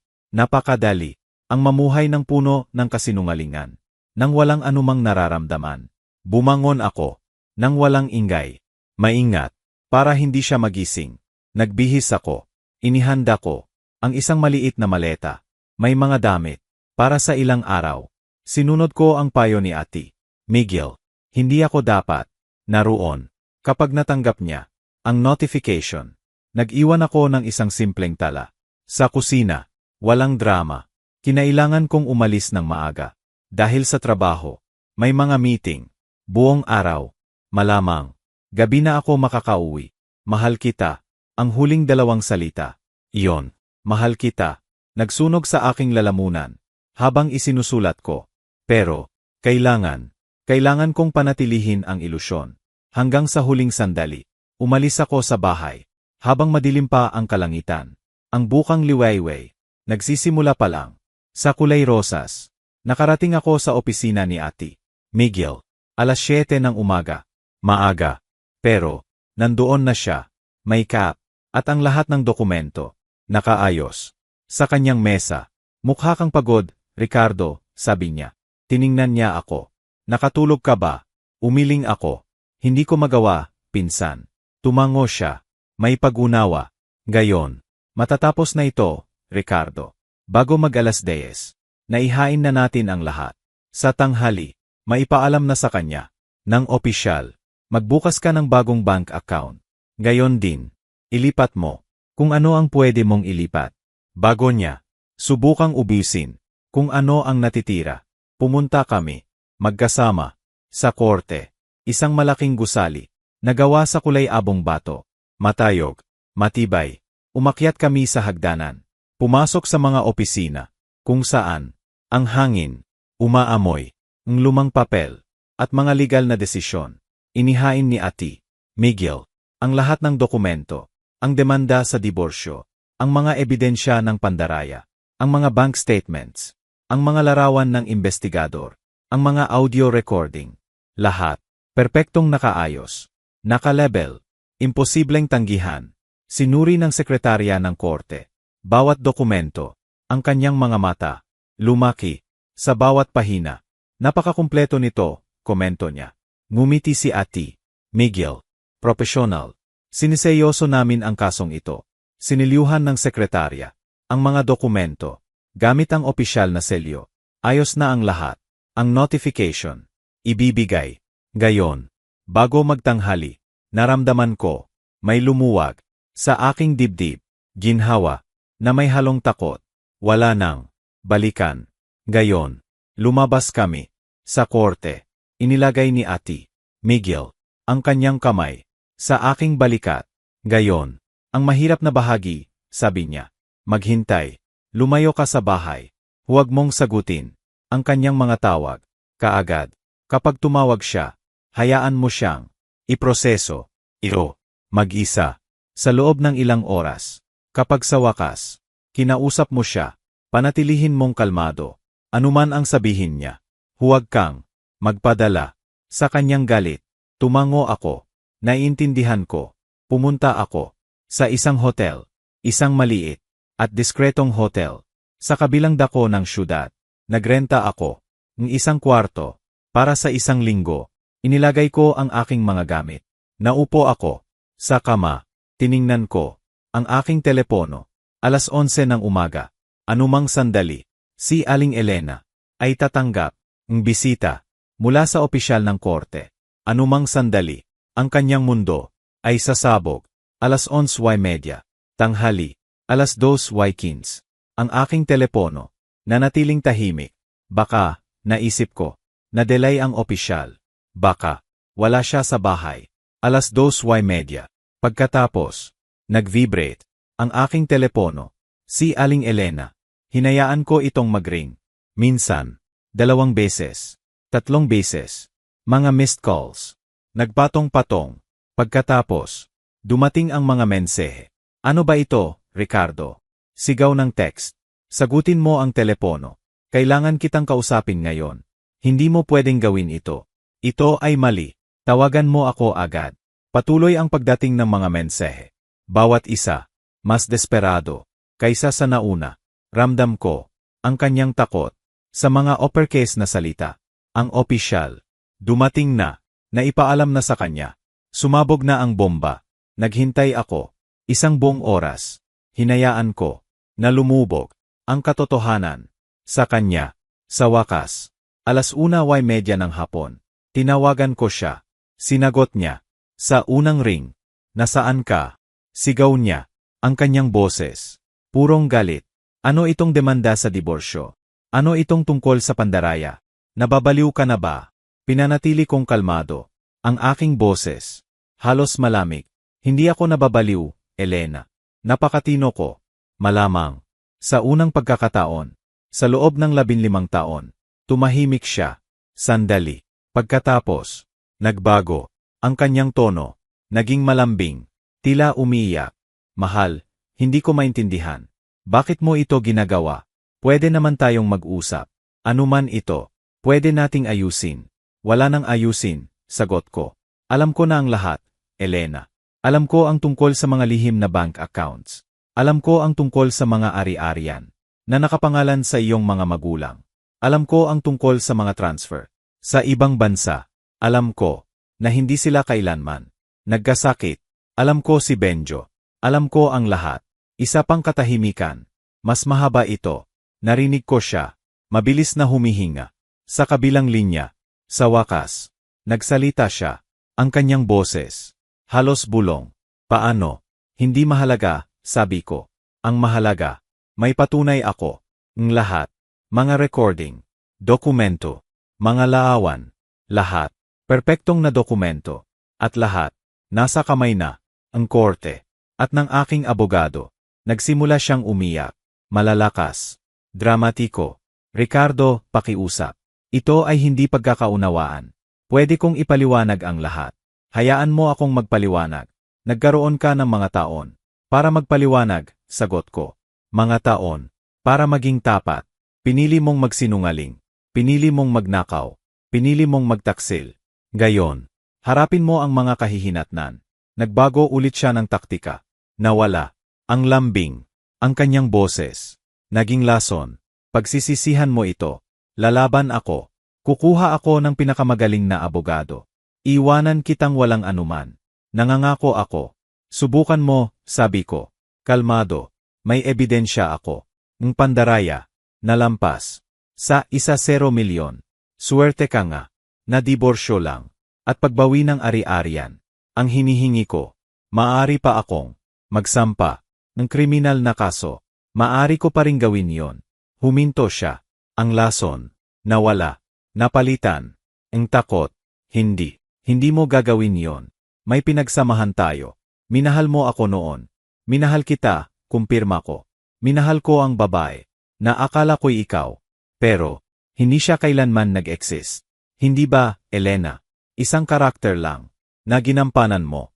Isang maskara. Na isinuot mo. Para ubuhin ako. Pinutol ko ang tawag. Bago pa siya makasagot. Binlock ko. Ang kanyang numero. Wala na kaming. Dapat pang pag-usapan. Ang mga sumunod na araw. Para sa akin. Ay parang ipo-ipo.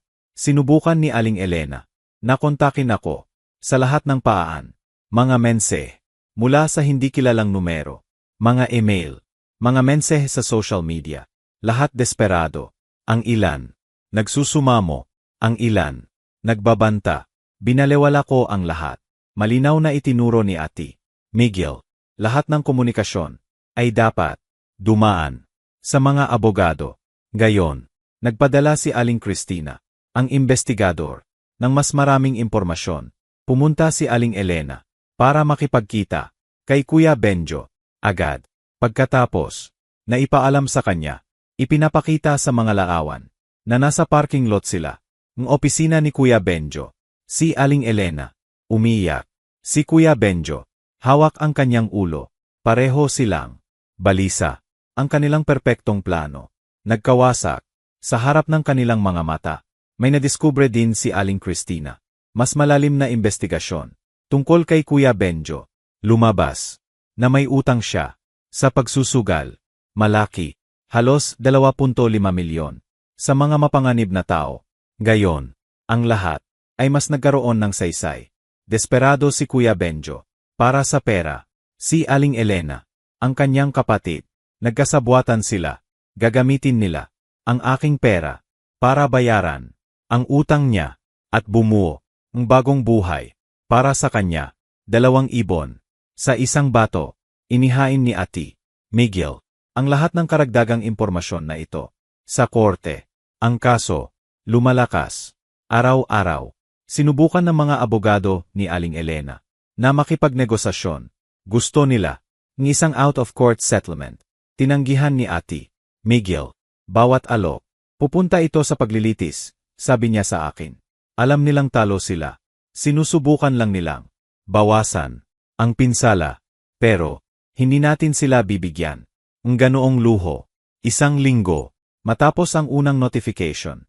Nakatanggap ako ng isang hindi inaasahang tawag. Si Tatay Ben. Ang aking biyenan. Ricardo, sabi niya. Ang kanyang boses. Tila pagod. Talunan. Kailangan kitang kausapin. Hindi ko po gustong makipag-usap. Sa inyo. Kahit kanino sa inyo, sagot ko. Bumuntong hininga si Tatay Ben. Naiintindihan ko, apo. Pero, kailangan mong malaman. Hindi namin alam. Ang lahat. Sinabi sa amin ni Elena. Na ito ay pera. Na pinag-ipunan nyo. Magkasama. Sinabi niya sa amin. Na ang mga ari-arian. Na nakapangalan sa amin. Ay para lang sa tax favor. Hindi namin alam. Na ninakaw iyon. Hindi ako naniniwala, sabi ko. Nakita ko kayo. Noong araw na iyon. Nakita ko kayong umakto. Mukha kayong sobrang comfortable. Sa kasinungalingan. Tumahimik si Tatay Ben. Sandali. Tama ka, pag-amin niya. Sa wakas. Alam naming. May kakaiba. Pinili naming. Huwag magtanong. Pinili naming. Paniwalaan. Ang maginhawang bersyon. Kaya ko ito itinatawag. Para humingi ng paumanhin. Alam kong, hindi na ito magbabago. Ng anuman. Pero, kailangan kong sabihin. Ibinaba ko ang telepono. Nang hindi sumasagot. Ang kanyang paumanhin. Walang kahulugan. Ang pinsala. Nangyari na. Sila. Ay bahagi nito. Tahimik na kasabwat. Gaya ni Aling Elena at Kuya Benjo. Walang kapatawaran. Para sa kanila. Kahit kanino sa kanila. Hindi sa aking puso. Hindi ngayon. Malamang. Kailanman. Noong gabing iyon. Mag-isa ako. Sa aking kwarto. Sa hotel. Sa wakas. Pinayagan ko. Ang sarili ko. Na umiyak. Hindi tahimik na luha. Kundi. Malalalim na hikbi. Na nagmumula. Sa isang madilim na lugar. Sa loob ko. Umiyak ako. Para sa mga taong nawala. Para sa tiwala. Na nasira. Para sa pag-ibig. Na naging kasinungalingan. Umiyak ako. Hanggang sa. Wala ng luha. Hanggang sa. Puro.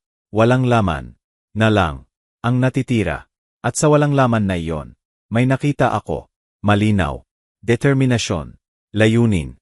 Hindi ko hahayaan. Nasirain ako nito. Hindi ko hahayaan. Na manalo sila. Sa pagiging. Permanenteng biktima. Babangon ako. Muli. Bubuo ako. Muli. Lalabas ako dito. Na mas malakas. Pero. Una. Sisiguraduhin ko. Na bawat isa sa kanila. Ay magbabayad. Para sa kanilang ginawa. Iyon. Ang aking pangako. Sa sarili ko. Iro. Ang aking bagong simula. Ako si Mang Ricardo. At matapos ang 15 taon ng kasal. Akala ko'y kilala ko ang aking asawa. Si Aling Elena. Isang umaga. Kunwari may sakit ang kanyang mga magulang. Sina Nanay Linda at Tatay Ben, kaya't nagmadali siyang umalis. Bilang isang mapagmahal na manugang, naghanda ako ng lutong bahay na pagkain at nagdungo sa kanila para sorpresahin. Ngunit, ang nakita ko doon ay nagwasak sa aking mundo. Sina Nanay Linda at Tatay Ben ay malulusog at masayang nagtatawanan. At lalo akong nagulat nang marinig ko si Aling Elena at kanyang kapatid na si Kuya Benjo na lihim na nag-uusa. Narinig ko ang plano nilang kunin ang aking pera sa pamamagitan ng mga lingguhang transfer na 100,000 sa lihim na account sa ibang bansa, magdiborsyo sa loob ng 6 na buwan, at iwanan akong walang anuman. Tinawag nila akong gago at ATM. Sa halip na sumigaw, nanatili akong kalmado at lihim na nirecord ang lahat. Sa tulong ng aking abogado, si Ati, Miguel, at accountant, si Emar de la Cruz, nadiskubre ko na 5 milyon ang ninakaw sa loob ng 3 taon, at isang fraudulenteng loan na 2 milyon ang nakuha gamit ang aking bahay. Mayroon pa si Aling Elena ng 10 milyon sa mga lihim na account. Kinailangan kong magpanggap ng ilang linggo. Umakto na parang walang alam, habang inihahanda ang kaso ko. Nang ihain ng diborsyo at ang kaso ng pandaraya, galit na galit si Aling Elena. Ibinunyag ko ang lahat ng aking ebidensya, mga recording, dokumento, at ang kanyang mga talaan, na nagpatunay sa kanyang pagtataksil. Hinatulan siya ng hukom, mababawi ko ang karamihan ng aking pera, ari-arian, at si Aling Elena ang mananagot sa 2 milyon utang. Sina Nanay Linda at Tatay Ben ay nawalan din ng ari-arian dahil sa kanilang pakikisangkot. Bagamat masakit ang pagtataksil, pinili kong huwag magsampa ng kriminal na kaso at sa halip ay nakatuon sa aking kapayapaan. Nagbago ang aking buhay, nagtherapy ako, ipinagbili ang bahay, lumipat sa bago, umasenso sa trabaho, at unti-unting muling natuto magtiwala sa piling ng isang bagong pag-ibig. Ang dating gago ay naging isang matatag, matalino, at malayang Mang Ricardo, na mas matibay ngayon kaysa dati. Ang sakit ng pagtataksil, halos sirain ako. Pero, ito ang nagpatibay. Ang dating gago ay wala na. Namatay siya sa pasilyo na iyon. Ang natira ay isang Ricardo na mas matalino, malakas, at malaya.